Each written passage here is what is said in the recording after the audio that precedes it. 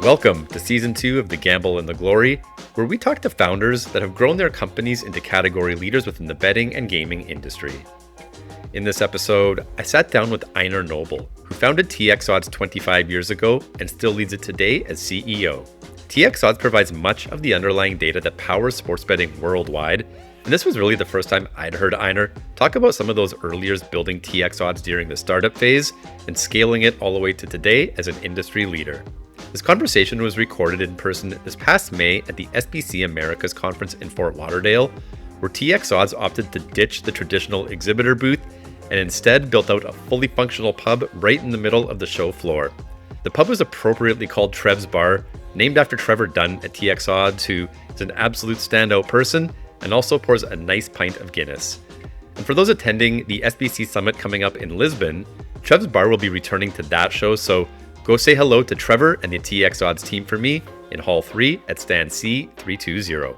But for now, I hope you enjoyed this episode of The Gamble and the Glory with Einar Knobel from TXODDS. The Gamble and the Glory is presented by Segev LLP, a full solutions law firm purpose-built for the gaming and betting industry. With decades of experience and a truly global reach, Segev LLP is your go-to expert for legal solutions for all challenges commonly faced by companies from every industry vertical, including payments, blockchain, esports, affiliates, data, and more. If you need help with private equity funding, public markets financing, licensing, intellectual property, mergers and acquisitions, commercial deals, or other business needs, this is your team and it's what they do. Whether you're just getting started or have already scaled to become a stalwart of the industry, discover how Segev LLP can add value to your business and help you achieve your goals. Learn more at www.segev.ca. All right, so we're back here on The Gamble and the Glory, which is a podcast where I talk to founders of companies that are still with the companies they founded, but now these companies are no longer startups, they're leaders within the industry. And joining me at his bar here at SBC Americas, I have Einar from TXODDS. How you doing? Hi, Jesse. Very well. Enjoy the show. It's been a great show. Usually by this point of the week, my voice is shot, but somehow this week I'm doing pretty good. So Same here. Nice. For people watching this on video can see, we literally, it looks like we're sitting at a bar because TXODDS set up a stand this year. Trev's Bar, Trevor Dunn. We want to shout out Trev. He's an absolute beauty. And Trev has a bar, which is your stand. He deserves the bar. He's run bars.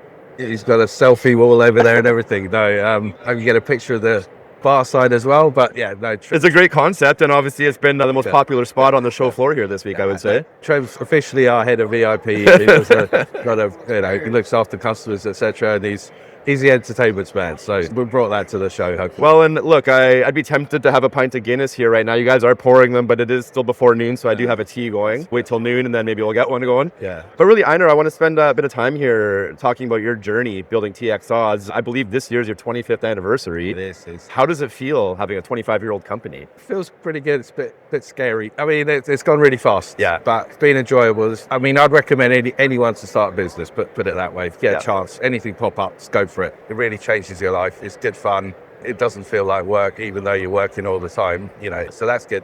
And I mean, I got into it late 20s after just sort of messing around, as you do in your 20s. As you do in your 20s. And this is the first serious thing, but it was more working at basically at sportsbook, which at the time everything was going online, and I'd sort of had job on the side because I had languages, so these companies taking bets from like Scandinavia, and I'm Norwegian originally, so I could speak that, and it's just as you grew up, take the bets and everything, and then the internet happened, and everyone was using this odds comparison site, which was like, it had lots of data, all these sportsbooks, really obscure things, and that was a time when all these companies going on. There was a lot of gamblers, there was a lot of RICs, there was they were using that. So at the place I was working, sort of got together with my then boss. Let's try and let's contact this thing, see if we could do anything. It was like, and we did manage to make contact. It wasn't easy, and it was a 19-year-old Finnish kid who came over.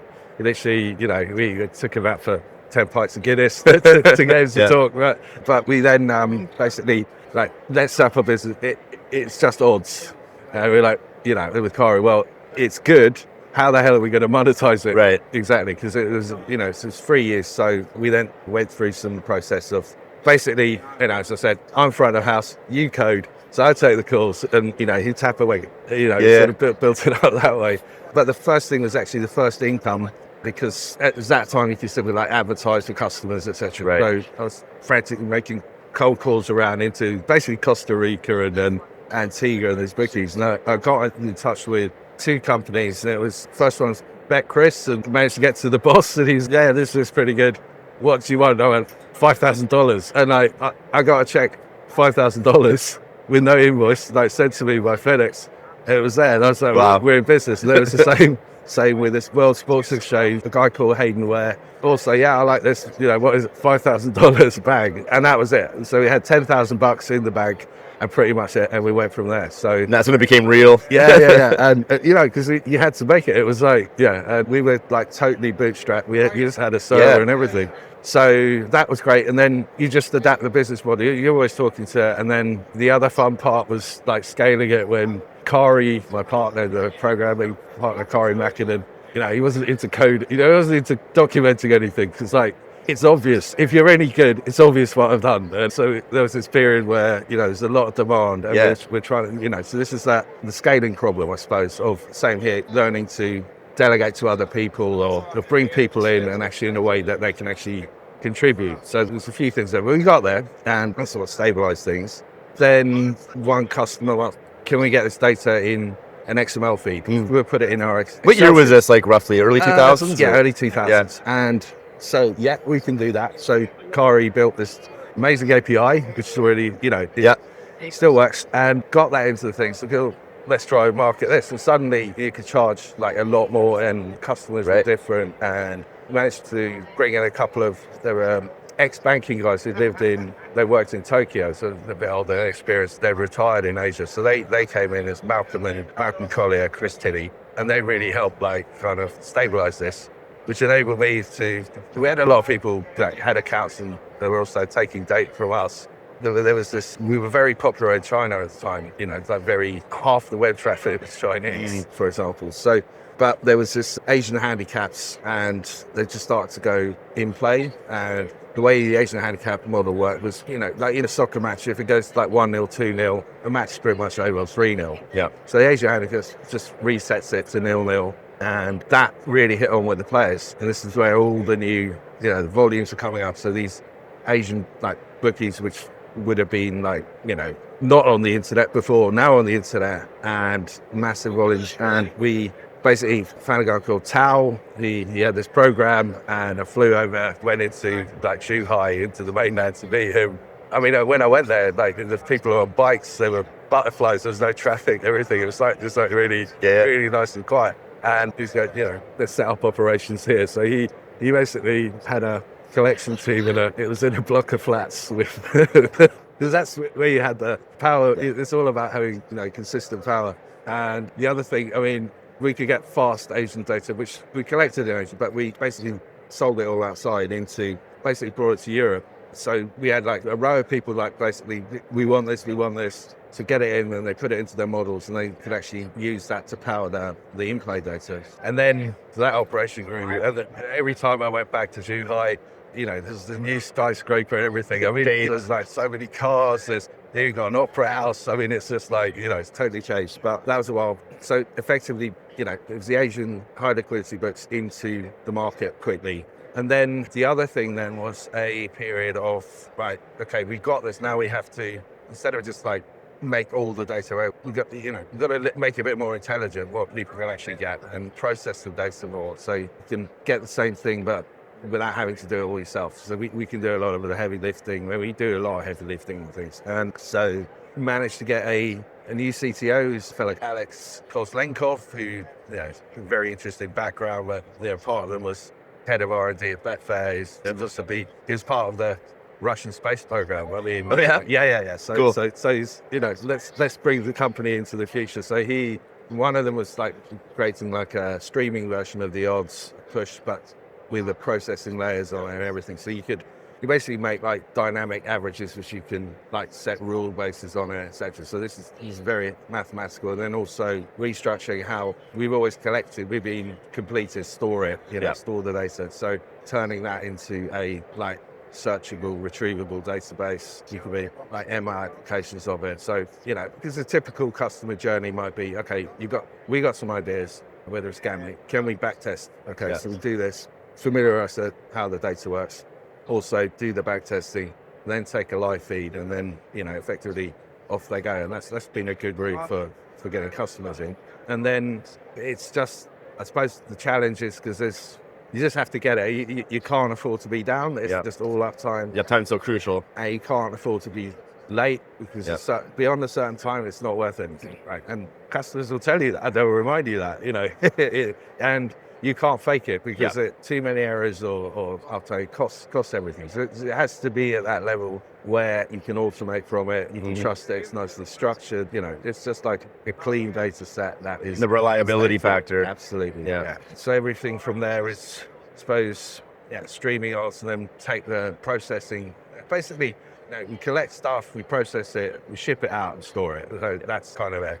And it started with us, but obviously we started working with third parties and what else we can send down the pipe, what needs processing, and then you can subscribe to this easily. So, even the Asian operation with Tower, that was like a little startup because you're selling something new again, and that enables you to look at, what you always have to evaluate what's the price point. You always got competition, and you always have someone who might be subsidizing something that's similar in other markets, but you got to stick to your guns really. And I suppose we never took funding, so this is all bootstrapped and funded with revenue.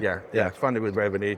And then a couple of side startups, some that didn't work, some that did, which again you could exit from. And we've also used to basically fund our expansion into the US. It's just like new for me. It's like basically like live scores, in-venue collections, like college data, which is open source, and you cover the whole sport. Then again, it was like we're lucky to find the right people who have experience of doing it. Planned it all out in front, and we executed the whole thing basically for February. We were live by August, and that was like hiring hundreds of scouts. There's over 100 part-timers, full-on part-timers in Chicago. It's growing. All the analysts, all the training, operations, that's really great, and that's going to be in the mainstream market this season. So I'm going to go back to something you said, Einar, a short time ago back at the start of TX. You said your first customer, Betcris, the second one, World Sports Exchange. Now, for a lot of people that will be watching this and listening to this that are newer to the industry, might not know the name World Sports Exchange. And I started betting online in the early 2000s when I got my first credit card. The first online account I opened was with a website called Bowmans.com, which later was acquired by Bet365. But the second one I opened was with the World Sports Exchange. And a bit of a funny story, random one here. I was visiting my parents one weekend, and this is before the iPhone or anything, right? This is mid-2000s. And I had my World Sports Exchange account, and their website address was WSEX.com, World Sports Exchange. Yeah. I'm at my parents' house, and I go into the computer room to log onto their computer because I needed to make a bet. So I go in, type up the website, log in, make my bet, leave, go have dinner. Later on, I think my mom comes out of the room, and she sees the browsing history, WSEX.com. She says to me, "Were you in there, looking at a pornography website?"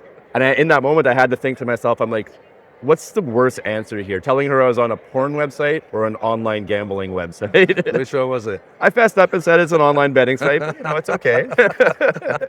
They had a great product back in the day. They were, I don't know if they were the first to do what is now known as live betting, but they had a product called the Interactive, where you basically buy contracts and you can buy in and out of them. And, in the current day and age, Sport Trade does a good job of that, very reminiscent of World Sports Exchange back in the day. Bit of a digression there, Einar, but it triggered the memory nonetheless. I guess as you look back over those years, and particularly like from those very early days where it was just the two of you, and when things started to, hit a period of rapid growth, you had to build the team out a little bit, obviously get a bit more serious about the infrastructure powering the technology to get that reliability that's so crucial. Yeah. Talk a bit about some of the challenges of scaling TXODDS through, the startup phase to the growth phase. Yeah, you build things out of good intentions because the customer has asked you for it. So you do it, and then you do something else out of good intentions. And before you know it, you got loads of legacy technical debt. So we still have, it's very hard to kind of go, we're closing it down. And you can't say, basically, we're not going to tell them to go away. This is closed off. So do maintain this, but you try the whole time. Well,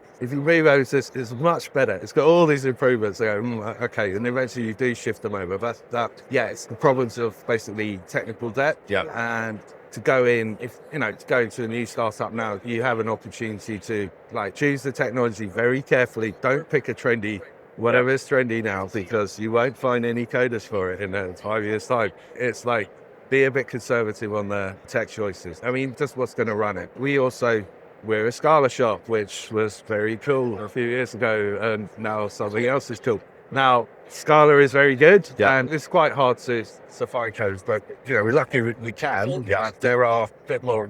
I'd advise taking a bit of a full head on what your choices are and everything.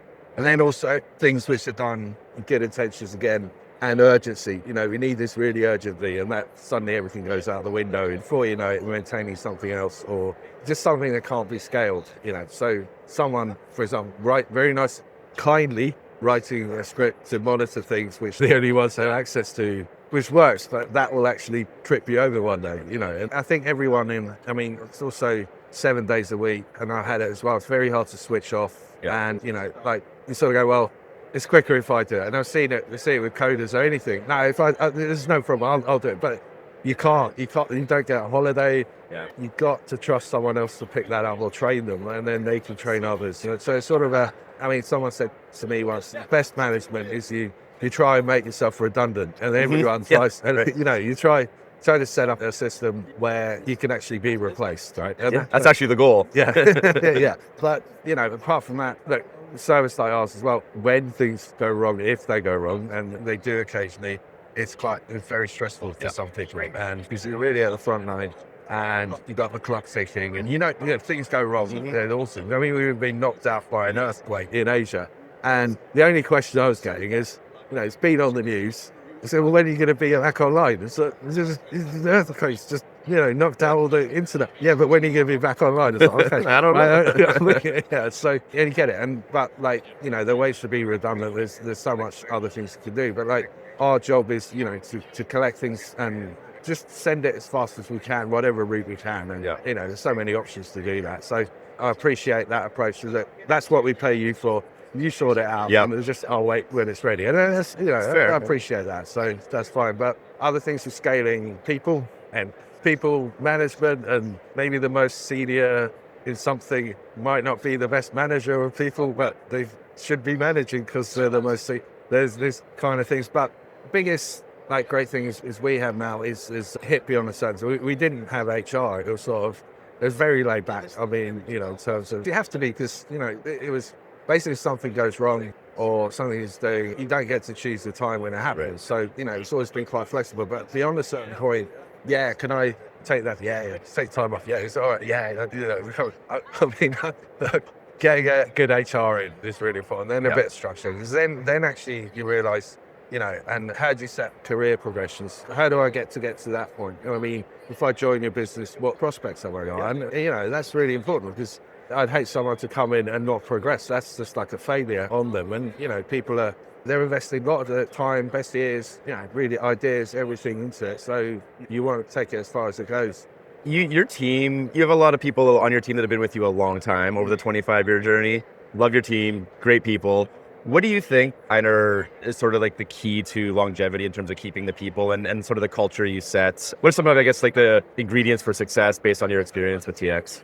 Yeah, I mean, Thomas, he calls it a no dickhead policy, but that helps. That helps. But no, unofficially, no. You got to get on. I mean, you can't you don't really have room for ego. So I mean, everyone's got an ego, but you got to get check on. In at the door, check in, and really just muck in with. You got to get on and really a total dedication. You're doing your best, right? And it's kind of, when things are working, that's when you can relax, right? And that's good. But sometimes you really got to get on it. It's urgent. And you see people who really live that, and they, really contribute and, care for the company, runs the team. So it's kind of, the culture is friendly, but hardworking and, respectful, I suppose. Yeah. And a bit of fun too. I mean, you got a bar here for crying out loud. Right. Over the course of the 25 years, obviously the industry's changed a lot in that time. I mean, we're sitting here in Florida right now. Might be this week is the 7-year anniversary since PASPA was overturned and the U.S. market opened up. So that's obviously a big, probably part of the 25-year history. But I guess as you take a step back and look over those 25 years, Einar, what stands out to you, I guess, as some of the major like changes that you've seen in the industry, and just maybe what's your overall assessment of kind of where it's at today in 2025? Okay, so yeah, I mentioned earlier was in play, Yeah. rise of in play, Yep. and everything, and that just dominates everything. I mean, maybe not so much yet here, but it will come. You just sit and watch something on your phone, have that, you know. That's, I guess even the arrival of the iPhone in that time, right? Yeah, and in America, you got sports wall to wall. You know, used to be rolling news. Now it's rolling sports, and you can gamble on it. It's just great, right? Come on, this is like, you know, for me coming here, it's brilliant. Yeah, and I also, in terms of that there is technology to live stream data in low latency. So I don't see why you should watch an NBA match, for example, and there's 20-second delay. Right. You've got, yeah. What's the point? Yeah, and that day's coming. Right, these technologies there. Someone, you know, live streaming TV. Why should you accept a subsidy? It's the same like with soccer. For it. Now, you got your app on 20 seconds before the team scored. You go, Right. oh, God, and you're watching it on TV. That's just, you know, as a consumer, that's just bad. I think, and that will change. And if it goes live, it means like services like ours, like we're doing with scouting data, you can do it off the TV. It just like blow everything open, and you know, there'll be lots of companies doing lots of innovation, right? And that's free access to data that you can build on, right? So that's one change, obviously live betting. The other one, and I didn't really see this coming. I didn't want to see it coming. It's the same game parlays, and you know, it's how popular it is, because you're just like, you bet that? What? You know, but you're not going to win, or you know, you will once in a while. But it's kind of, to me, this is really recreational, but that's what people want, and you see that dominates a lot of, you know, that's what punters want, is recreational bet, and dare say a lot of sports profits are based around that as well. But I suppose also like the kind of older school gambler that likes to bet more, you know, higher, you know, it's not really being catered for as much in the mainstream. It is there. I mean, in Europe, it's almost, they choked the whole betting market. Like there was an explosion in England, but now they have these affordability checks, which means you can share up to 6 months of your back records with your bookie. Mm-hmm. I mean, yeah, great. Yeah, quite invasive. Yeah, let's do that. Yeah, who really wants to do that, right. to be honest, right? And even those kind of limit. So that's just driving people into like grey markets and everything. But there was a grey market before it went onshore, and then it goes back on. And, you know, they had a chance. There was a consultation in the UK, but I don't think they listened to anyone. And they can see it now, like turnover has dropped. Things like horse racing, where something like they dropped 3 billion in revenue, you know, on horse racing. So that's sort of killing the golden goose thing. It won't work either. And that's, you know, so you can't have everyone. Not everyone wants to, you know, bet $20 and sort of time. Okay, yeah, I appreciate some people have a problem, but, you know, other people, it's different things. So it's refreshing here that in the US especially, there's a culture of gambling, and it's good that it's overgrounding. Yeah. So that's US legalized gambling, brilliant, right? So it's a good development. It's good. It's exciting for business as well. Now, in terms of kind of where that is, obviously, you know, is where are the US companies? There's a lot of tech here. So where are the companies making, like, what's the next wave going to be? It should come from here, right? Yeah. And I hope, like, with data that we got, things like college data and everything, we're going to look at ways we can actually distribute or put data into the ecosystem that actually, you know, this is the more fair way. And got some ideas on this. And for next season, we're just kind of tinkering on the R&D. But, you know, let me just use the word blockchain, suggest that. But there's room for data shouldn't be a monopoly or monopolies or duopoly, whatever on it. It's just wrong. So competition, that's what startups, you know, it's the opportunity to think, wow, I can do that. Great, go for it. You know, that sort of fosters. It shouldn't be, you can't do that because you'll need like X million here and here. And you'll never, you know, they don't talk to them and they don't talk to them. You know, you have to do it all yourself.